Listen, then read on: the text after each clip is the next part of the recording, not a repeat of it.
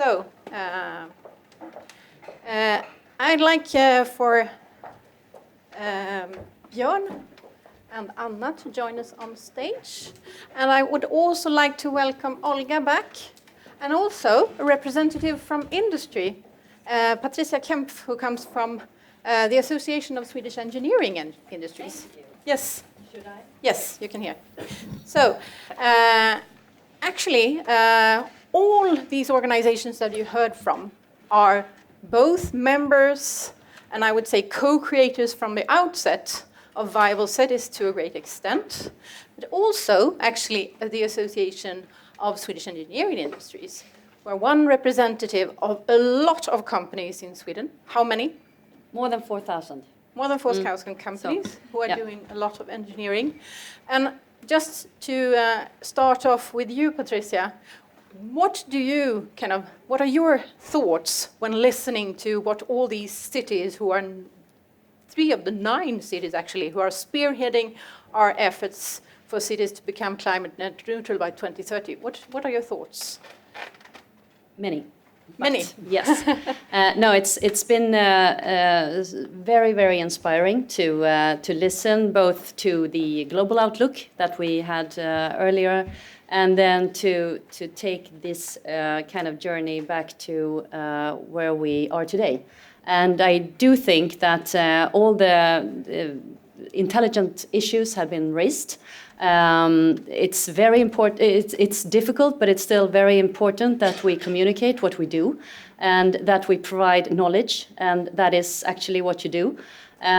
We know from the industry that a lot of things we are accelerating this sustainable transformation, and I think that it's sometimes it's okay. We come in the end, but it's still very good because we're providing the solutions that you are able to display. And we know where the pain points are, and we are also of course, communicating with all the entities and stakeholders that we must in order to make our companies make them export and make them also, of course, provide solutions in our home market. What we don't we haven't raised the procurement issues that I think that is very important. So you mean today? Yeah. And also we have because it's we compete. It's always competition, and the Swedish industry are considered in an international context very far ahead when it comes to sustainable solutions. We talk about circular economy. We're transforming our business models as we speak. We have a very proud and kind of looking around the corner kind of leadership within the industry. And I'm proud to represent the larger companies, Volvo, Scania, but also Northvolt and all the other very small companies that contribute. So what we need to do is aggregate whatever solutions we have and scale them up, because it's kind of where we are right now. But try to maybe not. We know that we work in silos. That is kind of where we are.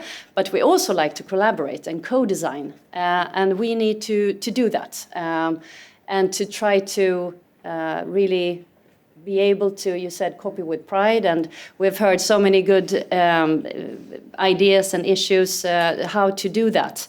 And we need to export that. This is our industry is really exporting 1/3. All our members, 1/3 of everything that we export comes from Sweden. So we provide the welfare and we provide the solutions for your cities, and we need to duplicate and accelerate.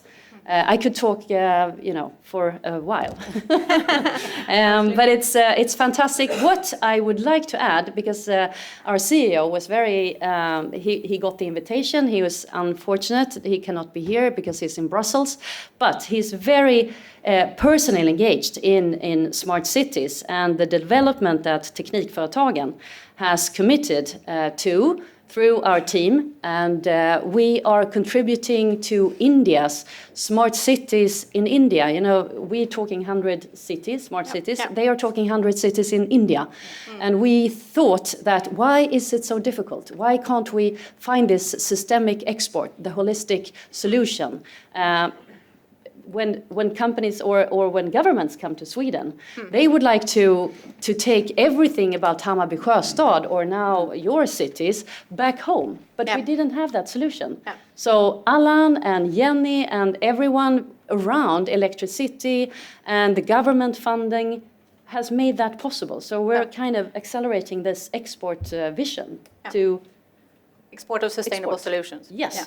Thank you because so much. the technical solutions are here. Yeah. Thank you. We have not a lot of time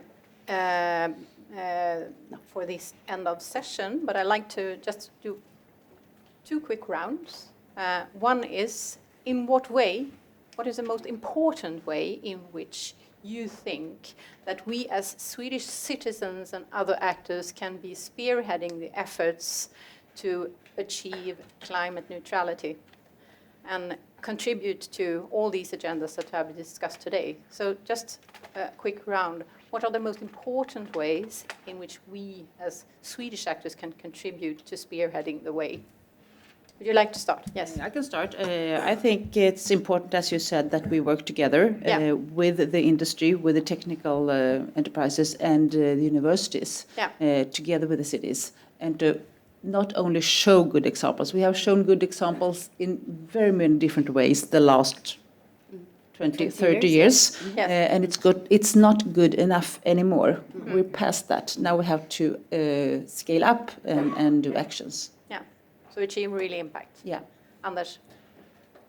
I think since we have, of course, a lot of things in Sweden still is needed to be developed, but by an international comparison, we have a high living standard and a good welfare system. I think one important contribution from Sweden and our cities could be that we could keep this welfare. We can have it to tackle climate change. You don't have to move into the caves. You can have a successful society where it should be easy to do the right thing, and so other countries and other cities abroad shouldn't have to choose should we bring happiness to our citizens or should we save the planet. So I think we can lead the way by keeping our standards or even better them, and also being a successful leadership in climate change. Thank you, Anders. Björn? I think I will repeat the 2 main points of my presentation, and that is actually that the political leadership and administration leadership take on to call upon the local society or stakeholders and move together under one umbrella. Yeah. And the second one is to make more of systematic change. We have done this before. Many local authorities has changed from standalone oil boilers to city district heating some 50 years ago. Let's do things like that again, and let's re-energize the city district heating system as the fundament for a systemic change of the energy system. So these 2, systemic change and take a leadership together, all stakeholders. Olga, last but not least. Yeah, I think I would bring about 2 things. The first is we need to still change our culture in our organizations, both in maybe municipality. I can also talk about universities. So we need to have better culture to work across different disciplines, across different departments, because otherwise we are always sub-optimizing systems. Somebody is working with health, somebody is working with energy systems, and somebody is working with parking lots. And actually the way how we build our cities, they would influence many different things. So stop being blind, silo blind, and sub-optimizing. This is one thing. And another one is probably we should be better in citizen engagement and bring about the new forms, how to engage citizens in a meaningful way, so that We are not coming to citizens and saying, okay, we are here to solve your problems and to bring you better lives. This would not work. So citizen engagement in a meaningful way is the second point. I'll go over to my last but not least question, because we've had a fantastic day, in my view. I hope you have the same. Everyone's tired and waiting for the refreshments, but still, I'm very, very happy with all the interesting content we've had the opportunity to take part in today. But what do you, each of you, bring with you from the whole day today? And please, if possible, make it as concrete as possible. What will you do differently in your home turf? And I would like also to invite all of you who are here to ask yourselves the same question. We're running out of time. This is serious. Cities are at the center of a transformation. What can we do? What can we bring with us? What can we do differently to advance this daunting task of achieving climate neutrality in cities? What do you bring with you? Patricia, would you like to start? Well, I think that we are on this very concrete journey that I mentioned, that we have this new platform that we have coming. We come from the industry and we have this public platform, so we need to co-develop this. And I also think that when I like the economic model mentioned earlier, because when you have the data, when you have all the facts and figures, then you can talk about emotions, and then you can reach out to the behavioral the change that we need. But we have to have the conditions very smart and presented to us. If it is economically and in any way more efficient and more smart for me to change, then I will do it. And it's I think that this is kind of what we have to bring home and add to the narrative. Thank you. Anna? I think that we are now 9 cities. I think we have responsibility to spread what we do and help. Yeah. One example could be from the Grow Smarter projects, where we had 3 major cities and a couple of followers. The followers was only supposed to follow, but they got so interested and saw so many good things that they really did actions as well. Good. And that made us proud. Good experience to bring on board. Thank you, Anders. Since the train took me 5 hours to get here, I missed large parts of the day. So I can more or less comment on the last part. But I think what's really important for me to bring back home is that cities like Uppsala and Stockholm, and I think you're talking for the rest, are actually eager to share. And I don't think the problem is that cities don't want to share the experiences. I think the problem is more that everybody is so proud, so they wanted to invent it themselves. So it's not like Stockholm won't share their solutions with our city, but we, our civil servants and our politicians, we are so proud. We have to invent it ourselves, you know. And we're good at that, and we should do it to some extent and bring things to the table. Yeah. Look what we did. But then, like you said, there's no such thing as industrial espionage between cities. So the doors should be open, and that's an important message to bring back home.